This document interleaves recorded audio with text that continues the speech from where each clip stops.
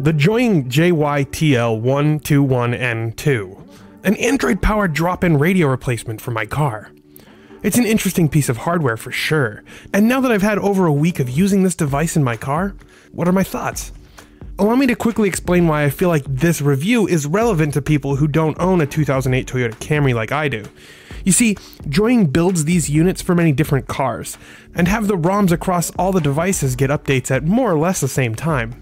So while my unit here fits perfectly into my car and conforms to the look of the Camry, you might be able to find a unit with the same internals that fits your car.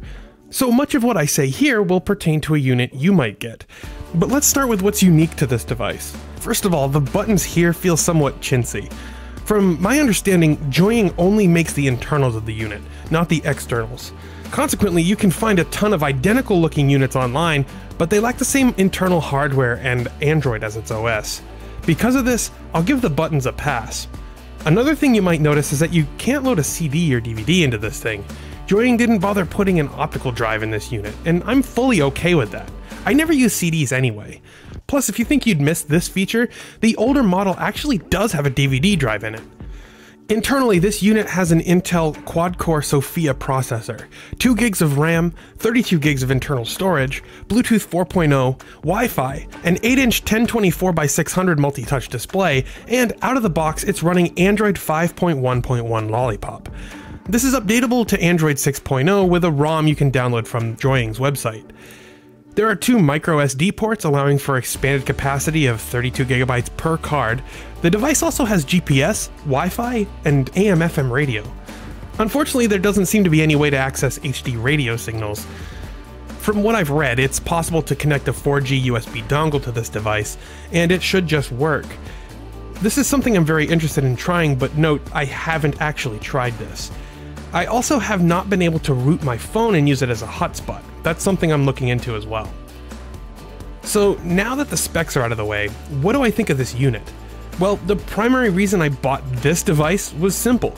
I wanted to be able to say I have an Android-powered car radio that I installed myself. And for this purpose, it lives up to my expectations. However, I find myself lamenting the lack of customizability here. Sure, I put the Google Now launcher on here, laid out widgets and the app icons the way I wanted to, and I'm using Blackplayer EX for my music playback, which is gorgeous and I adore this music player, but these are only 2 of the major things I wanted to do with this project.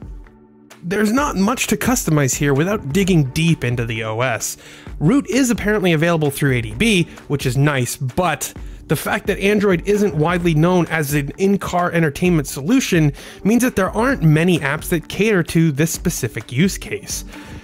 I hate the way the Bluetooth applications look here. I hate them. They're gaudy, ugly messes that seem straight out of Android gingerbread. For example, that's a K. That's not next or previous. Anyway, I was looking for apps that I could replace them with, and it doesn't seem like I have any options. If you know of options, let me know.